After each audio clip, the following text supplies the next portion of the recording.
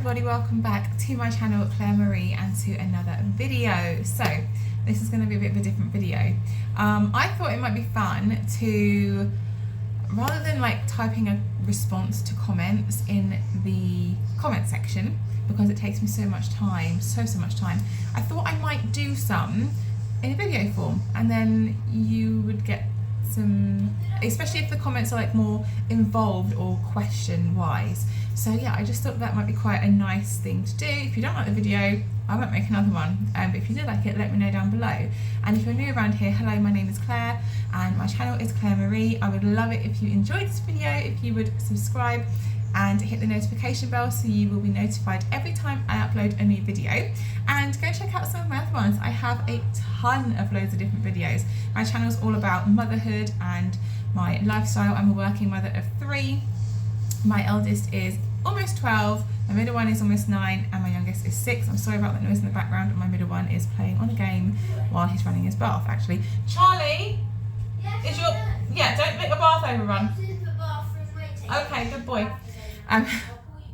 There's never... My videos are very much during while I'm just getting on with things. So what I thought I'd do today while I'm prepping my dinner, I've got my laptop here, and I thought I'd go through some comments and just answer them for you guys, and then you know, you get to have me answer them in a more personal way. I've got such a backlog of comments, so if this video goes well, there might be some more coming. So yeah, but I hope you're all doing really well. Sorry, I do talk quite fast, sometimes I trip over my words, but yeah, I hope you're doing really well. Let me know how you're doing in the comments. I do love to hear from you guys, and I'm so sorry if I take time to respond to comments or your DMs on Instagram. I'm also Claire Marie on Instagram, so go over there if you ever want to message me for anything. Sometimes people do. Please do, feel free. And if it is like, if it's an urgent one, then I will respond to it, because I do really care about you all. And sometimes I do get messages from people, and I either like thanking me for the content I've put out there, or for being relatable, or mentioning something, and that just makes what I do so worthwhile. And it just really like reminds me why I make the videos, because I want to be relatable to whether you're a stay-at-home mum or a working mum, because I've been both, and both are bloody difficult. Whichever way you cut it, we're spread too thin anyway, whether you've got 1 child or 7, you know, kids are hard work. So yeah, I want to be relatable, and when you do send me messages and things that say thank you for mentioning this, thank you for this, it just warms my heart so much, and it makes me so glad and reminds me why I started my channel. Right, so I'm making a bolognese for dinner, and my phone is plugged in. I've put you over here because it might be an easier way for me to talk to the camera. Let's get up some comments first, shall we? And then I'll get everything out that I need to start prepping dinner. Oh, but it is absolutely freezing. Now, I do hope you appreciate this, because usually I'd have my kitchen heater on, which is really loud, and I've turned it off so that you guys can hear me. But I am sorry if you hear the boiler in the background, because it's literally in that cupboard right there. And Charlie's running himself a bath, so he keeps putting the hot water on. So let's get this sorted. Okay, I finally found out how to do it. I'm not so brilliant on the laptop with YouTube Studio on all fronts. So the first question is from 4 months ago, and it was on a day in the life vlog. It says, would you mind doing an individual meal plan and budget with rough cost for ingredients included? Absolutely, I can do that, but I'm just gonna have to sit down and make it like an actual, I'm gonna have to put some thought into it. So I can absolutely do that, and that's why I haven't responded to that one, because it's in my little like to-do, my very long to-do list. So I can absolutely do that if that is something that people would like. I need to now find all these ingredients in my cupboard. I'm going to be really honest and say I've scoffed a bunch of biscuits, so I'm probably not even going to have this dinner. I'm probably just going to have like a teeny tiny bit of bolognese and some salad, because I have been a right pig this weekend. I really have. So that's that one. And then someone else said on a video from 3 months ago on a Meals of the Week, I'd love for you to do a video on paganism, or what traditions you follow in October. Now, I don't really feel like I could do a standalone video on paganism. I could, I suppose, on what it means to me, but it's such a broad, it's just such a huge, wide spectrum of religion that I don't feel qualified. I feel very much a beginner and a novice. and I just don't feel qualified to speak about it in any terms of like, this is paganism, but I can do a video on what it means to me and what I do to like honour the different festivals that I celebrate, and how I incorporate it into my family life and what I teach my children about. So I can definitely do that if that would be of interest to you, if anybody would be interested. And then there is another one saying, would you make a video on how you do a whole chicken? I can do that too. But it's not very exciting. So I will try and do that in a Meals of the Week video. And that's from Olive, or she's changed her username, Olivia in California. Hi, your comments are always so lovely. You comment on so much, and yeah, the fact that you're from California kind of like has my heart, because my granddad was in California. So yeah, hello. I don't know which bit of California you're in, but my granddad was from just outside San Francisco in Vacaville. So yeah, I can totally do that, but again, I'll have to incorporate that into a Meals of the Week video. So I'm not going to heart that or anything. I'm going to leave that there so that it's got like as a reminder to me of I need to do that. And then I'm going to pause you for a second because I do need to get these ingredients out, because I'm not great at multitasking. Okay, so I've got a few things out that I need to make this dinner. I've got a pepper that is past its best and some tomatoes that need using up, so I'll chuck those in. Oh, I don't know if I've said, but I'm making a bolognese, so just in case anybody's wondering. And I need a tea towel for my hands. So the next comment that I have is from Louise XB493. And it's from a video where we went to Cornwall for our friend's wedding for the weekend, and it was our first weekend away without the children forever, ever. We'd never been away together without the children. And Louise says, what was your wedding like, Claire? So my wedding was a very long time ago. We've been married 14 years this year, and we got married on the 28th of May 2011, and my dad remembers that day because, I'm sorry I'm not looking at the cameras because I'm chopping, I don't want to chop my fingers off. He remembers that it was that day, my dad does, because I picked it on that day and there was a very big football match going on. So he was like, why are you having your wedding on a day when there's a football match that I want to watch? So yeah, he was not best pleased about that, my dad. But, you know, he still came to the wedding and everything because, you know, I'm his little girl. And our wedding, what did we have? So it was a traditional church wedding. We were married in the same church that my husband was baptised in. If you can hear Charlie in the background, I am sorry. He's singing in the bath. So yeah, we were married in the same church that him and his sister were baptised in, actually. I'd never been to the church. Now neither of us are, you know, Christian. I was raised Christian. I was raised a Methodist, and I attended a Methodist church. Gareth was christened, but they didn't really attend church. But he wanted to get married in the church where he was baptised, and that was fine by me, really. I kind of wanted to get married in my church because I had attended it, but he preferred the look of that church, of his church, so I compromised and we did that. I had a big white dress. Obviously, that's the one thing I regret about my wedding so much. I hated my wedding dress. Oh, I hated my wedding dress. I'll try and insert a picture of me in my wedding dress, but I loved it on the mannequin, and it needed to be adjusted because when I tried it on, they pegged it and everything to show me what it would look like. And I used to have, and I am fairly busty now, but I used to be very busty. My kids have sucked all the juice out, you know, all the meat out. And when they altered my wedding dress, it was a sweetheart neckline. No one, and this is where I think the bridal shop fell down. They should have said to me, we wouldn't advise that neckline because you're so busty, it's really gonna out there. And where they adjusted it and it was corseted, it literally sucked me in here and pushed everything up. And with the sweetheart neckline, by the time the adjustments were made and I went to try the dress on, it was literally like 3 days, I think 3 or 4 days before the actual wedding, and I had no time to do anything about it, and the budget had run out. When we got married, we had no money. Paid about £1,000 towards the wedding. My dad paid the rest, and I think the wedding cost about £10,000. So yeah, like the budget just wasn't there to go and do anything about it, and that is just one thing I just regret about my wedding, is that fact that I didn't like my wedding dress. I didn't like the way I looked in it.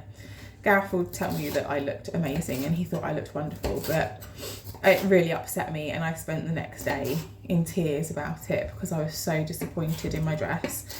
But there are worse things, you know. At least I married the right person, so there we go. But we had a traditional church wedding, and then we had our venue in a golf club, and it was all kind of beams and Tudor sort of esque themed and dark, and it was really lovely. It wasn't the biggest of rooms, but the bigger room was, it just felt a bit soulless. I really loved the style of this room.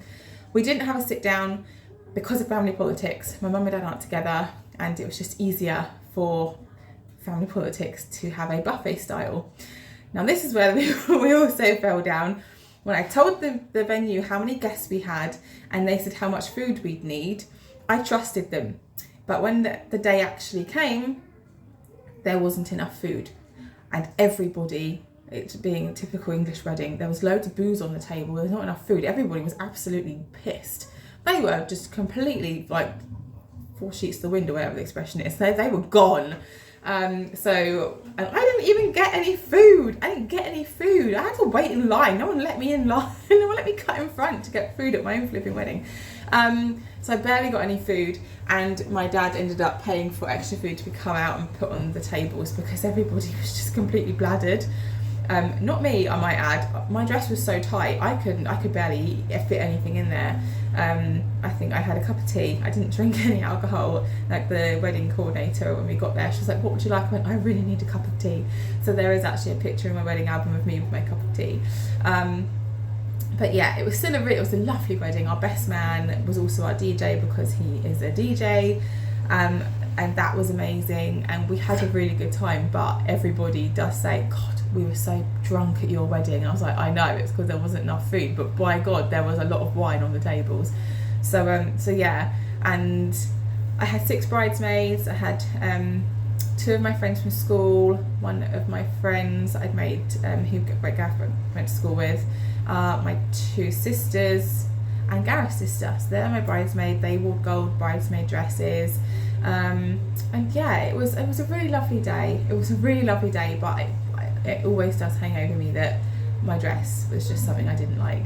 And I loved our first dance, the song that we picked, or I picked for our first dance, but what my favourite one was our last dance. So our first dance was very formal, and he had a suit jacket on, and I had my high heels on and everything, and it was Bryan Adams' "Please Forgive Me, I Can't Stop Loving You," and I love that song. And I played it to Gareth, and I was like, this is what I think my first dance should be. And it's not like a typical, I've never heard anybody else have it for their first dance. So we had that, but our last dance, the closing dance of the whole evening, was Nick Lachey, "This I Swear." And I love that song, and I just loved that dance because not everybody was watching us, and like, I didn't have my shoes on, I was barefoot, he didn't have his jacket on. It was just so informal and so lovely. My Hoover's going round, please excuse that, I'm gonna have to go turn it off in a second, my little robot Hoover. But that was my favourite thing because it just felt much more private and nobody was paying any attention to us, whereas I felt very self-conscious with our first dance because everybody was looking at us. So that's basically my wedding in a nutshell. But yeah, and our cake was also one of my favourite things. It was a 3-tier cake. It was, I think some layers were chocolate, some layers were vanilla. And I had seen like an Indian wedding inspired red and gold wedding cake, and I just adapted that to what we wanted. And yeah, it was red, white and gold, and our colour theme was red, white and gold as well. And I hand wrote and handmade all the invites. This is how much time I used to have on my hands pre-children. And I had a necklace made like Anne Boleyn's necklace because my maiden name, which I'm not going to tell you what my maiden name is, but began with a B. And so I had and I was obviously changing my name, so I wanted to wear that. So I had a pearl necklace anyway from my grandmother. And I had a freshwater pearls bee made to replicate the one that Anne Boleyn wore for her Boleyn. And it just kind of, I really liked it, and it's really precious to me, and it meant I got to wear my nan's pearls. And yeah, that was just really lovely. So that is my wedding in a nutshell. But if you did want a more in-depth video on it, which you probably don't because I've been married for so long now, but yeah, let me know. I can always go into more detail, but yeah, let me know if that's something you want, but it probably isn't, to be fair. My computer's gone to sleep. I need to put, oh, here we go. You're waking up now, good. Let me put all this in a pan, and then I'm going to chop this onion and probably start crying. Okay, so somebody else has asked for advice regarding children growing up and transitioning to different years. That might have to be a standalone video on its own, actually, regarding secondary schools, upper schools. Yeah, it is. Well, actually, I can probably answer that now. Okay, so yeah, advice regarding kids growing up, transitioning to different years, i.e. secondary and upper school, would be a good one. It's so hard seeing our little ones grow, and it's nerve-wracking going to big school because you don't have contact with the teachers, more problems occur, mood swings. This might actually have to be a standalone video. I think it will. I will need to put that in a standalone video. I will do that. I will do that video for you. That is from I Just Watch Video. So if that is still relevant to you, I will answer that, but I'll probably do a standalone video for you. Because that's gonna be a lengthy one, because I found that transition as a mother quite difficult. Okay, so Sonia asks or says, great meals as always on a Meals of the Week video. I must try my kids on board. Again, have you done a video on how you make your homemade rolls? No, I haven't. I need to do that. Again, I should do that in a Meals of the Week video. I really should, because yeah, it's not going to be a long enough video, I don't think. Or maybe it would be. I need to do a video on how I make my homemade rolls, because the dough recipe is the same whether you do it in a bread maker or by hand. So I can certainly do that. So I will get a video done on how I make my homemade rolls, because they're super nice. They're super, super yummy. Right, let's get these onions chopped. What's another comment that we can answer? If you want content ideas, add some mum's survival guide for schools. I'll probably do that in the school transition one. So that is a good content idea, actually. So thank you for that. I'll do that in a standalone video as well, with the transitioning to different schools video. Oh, this chopping an onion is not going very well. So this comment is just really lovely. I'm just going to read it out. It's from Anne-Marie. I think you are not only a beautiful soul, Claire, but you're an amazing mum. You have a wonderful mate in Gareth. Just keep being you and do not anyone dim your light. That is so wonderful and lovely of you to say. Thank you so much. When you guys say things like that to me, it really, really means so much. So thank you so much, because I spend a lot of my time doubting myself, doubting my abilities, just doubting myself in general. And when you guys show that, like, tell me how much faith you have in me and that you think I'm a good mum and things, it just means the world to me, because I spend so much time beating myself up over all the things that I fall short on. And yeah, Gareth is a brilliant husband and dad, and I can honestly say that I love him more now than I ever have. So yeah, so thank you so much. That's such a lovely comment. Okay, so this other question, or this other comment, is from Nazia Begum, and she, I'm sorry if I haven't pronounced that right, you are a regular commenter, so thank you and hello. Big hugs, Claire. Love your cleaning videos. Would love you to maybe talk about things like when you got your son diagnosed, as I'm getting my daughter through the assessments. So if you are new around here, you might not know, but my eldest has been diagnosed with ADHD, and I've just referred him for an ASD assessment as well. And before anybody has a go at me for talking about it on the internet, we have discussed it with him, and he doesn't mind me talking about it. I have asked him. So now that's like little things out the way. I went through the school. Every year I suspected something ever since he started school, because the behaviours at home were challenging, and I asked every year, every teacher, do you think there could be something? Do you think there could be something? And they all said no, because the behaviour at school was fine.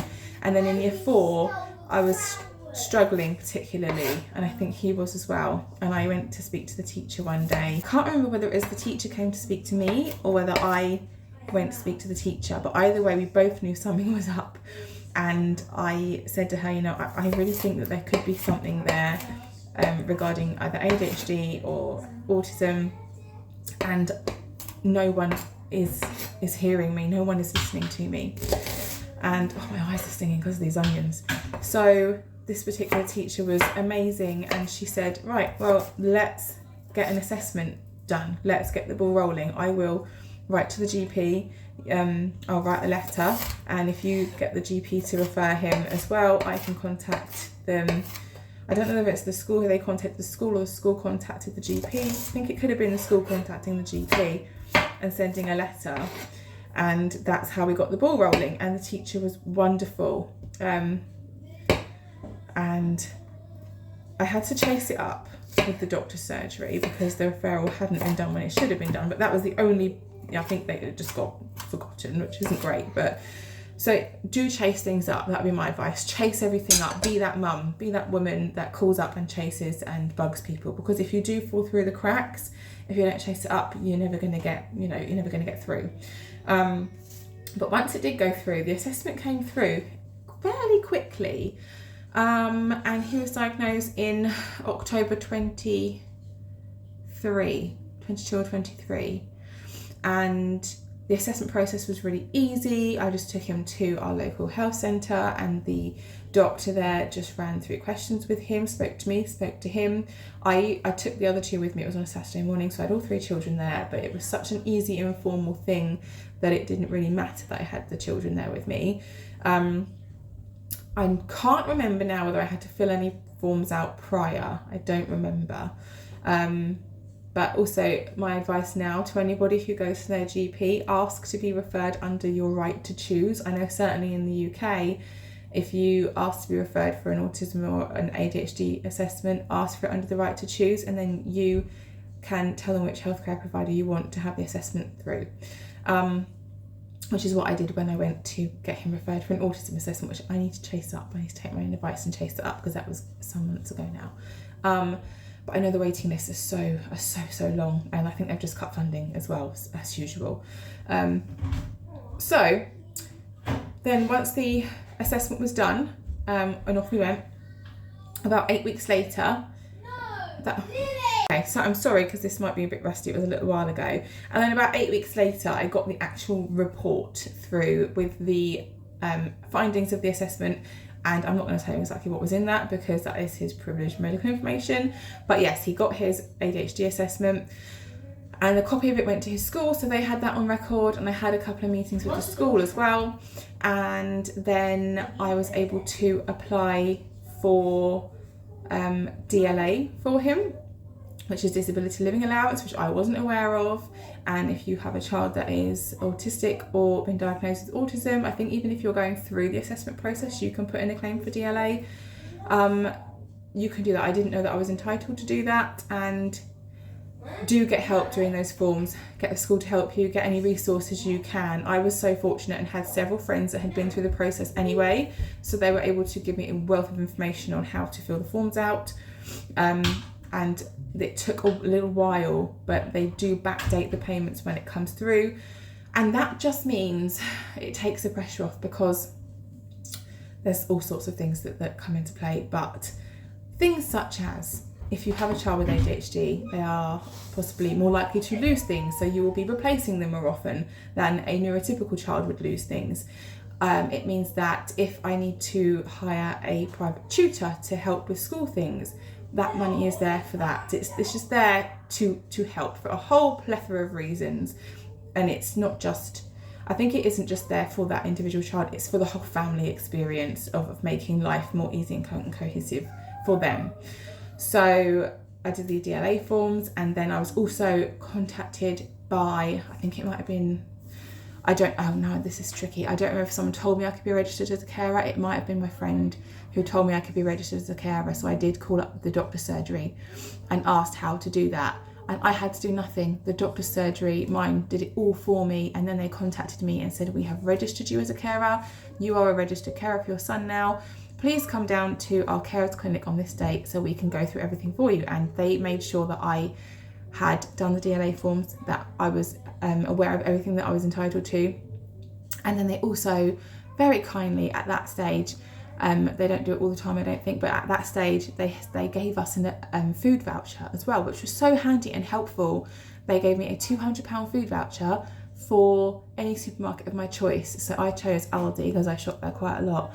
And there are carer clinics that you can go to if you're struggling. There are events that they hold.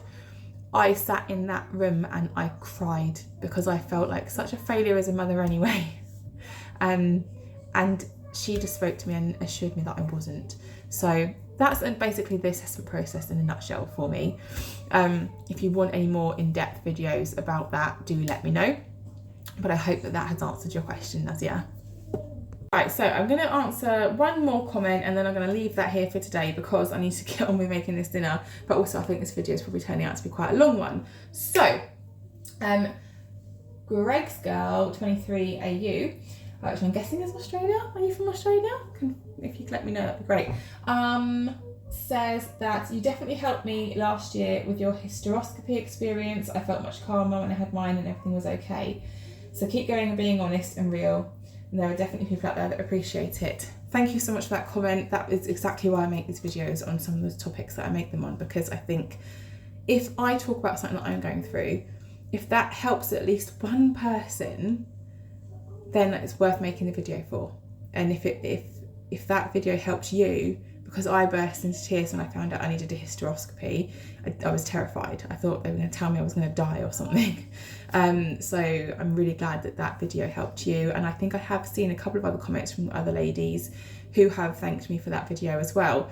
And I know that Mummy afforded a video when she had her procedure done, and I'm sure that she helped lots of women and put their minds at ease when they had to have that procedure done as well. So I'm really glad that that video has been of value to some people, and I'm hoping that whoever needs to see it, it will be pushed out to them and they might find value in it anyway. So I think I've probably whittled on for like over 20 minutes, so I'm going to leave it here. If you have enjoyed this video, then please let me know below and I will do some more. Like I said, I will only sort of answer the more sort of in-depth comments, because if I were to sit here and answer every comment, it would be so boring if it's just like a comment I can quickly type off. But I thought the more in-depth ones, that's not to say your comments are boring, please don't take it like that, they're not. I love getting comments from you all. But like the more in-depth ones that would require a longer typed response, I thought it might be just quite nice to do a chatty, informal thing like this while I'm just preparing dinner.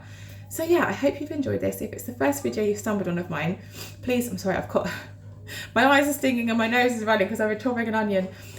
So if it is like a first video you've stumbled on across of mine, please go and check out some of my others, because this is a different format to what I've ever done ever before, and I'm coming up 3 years now on vlogging and doing YouTube. So yeah, and if you are new around here, thank you so much for watching. Thank you for all my returning subscribers. Thank you to my new subscribers. My subscriber count has gone up quite a lot recently, so I know there's a lot of new faces around here. Thank you so much. Let me know down below if you're watching and you are a recently subscribed person. I love to hear from new subscribers, as I love to hear from my old subscribers and my original ones. I just love hearing from you all. So yeah, do subscribe, turn the notification bell on, and I hope you've enjoyed this video. Take care. Bye.